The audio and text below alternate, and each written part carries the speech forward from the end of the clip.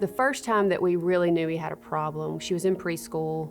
The teacher would call me, if not every day, every other day, and just say, she's having a bad day, she's really frustrated. The speech therapist just had a blank look on her face, and she just said, I don't know what to do with this child anymore.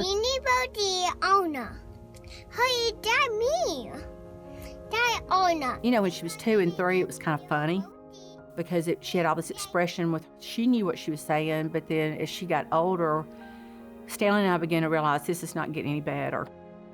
You literally couldn't understand her. It sounds like she's talking a different language. It was unbelievable. I mean, literally, she could not talk. But then it got to the point where you'd ask her, what did you say, or say it again, and she knew that you didn't understand her, so she just quit talking. I suggested Magnolia. She walked in and they said, this is classic apraxia of speech, I mean, before she was even tested. There is a disconnect here and something's going on, and they just said, your daughter, we can help her a lot. Once she started making a change, it was unbelievable, and how serious she took it. Her confidence level is through the roof. I saw her coming out to meet me when I would pick her up with her head high and just a total different, confident child. Well, it did help me speak way better, and now way more people can understand me, and I don't have as many tantrums. I look back and think about 2 generations ago, I don't know what would have happened. You know, I just think it would have handicapped her for the rest of her life. My dad, he's always doing something, you know, for benefits and stuff. And so when Jane Helen got involved at Magnolia, he immediately saw the benefit that these kids were getting, so he wanted to give back, and he automatically jumped in there and started doing those extracurricular stuff to raise money to benefit Magnolia. We'd go to her programs and just see all the children, and just it just grabbed our hearts. He said, you know, we've made all these relationships, we've done all these things, it's time we do something to help someone else. And he said, as many relationships as I've made, it's time we reach out and try to take those relationships and help this school. The fact that we have this in Jackson, Mississippi is a huge deal. I mean, it's a huge blessing. So, and he knew that. His vision was a place that people could get to easily, a new facility for the kids, so they could have the things that they needed. He just wanted a place that even more kids could be successful. There's no one like Magnolia Speech School. There's not a school like Magnolia Speech School. So being able to be more accessible to families, have a facility that includes all of that technology, that's really the main thing. How can we help children better? And we feel like this new building is going to be a part of that.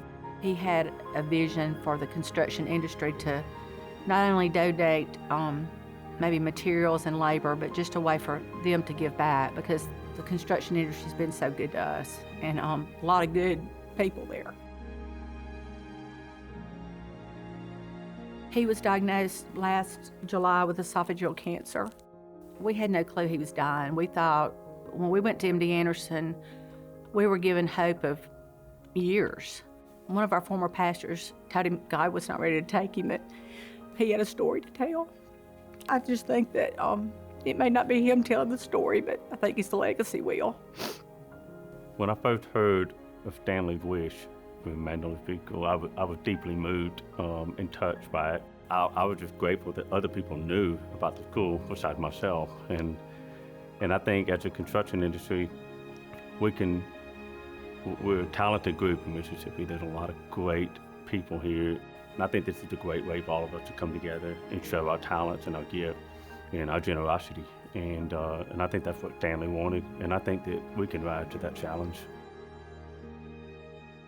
I know if he were here, he would be doing it. But he left us with that charge, and it's so incredibly humbling.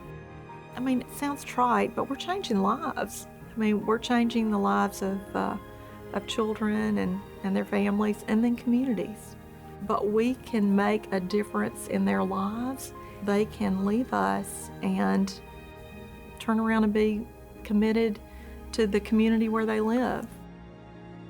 There's not a person, I don't think, that in the construction business that if you ask, were you and Stanley Mangum friends, none of them would say no. He was that person that it didn't matter what age, how old, how young, everybody felt like they could approach my dad. I think to remember Stanley and to help with these kids, there's so many out there that you don't realize. You've got kids moving from everywhere in the United States to come to this school. I think it could be a huge deal, and it's time for us to give back. Your child has a voice. Let's find it. Magnolia Speech School, where hope speaks.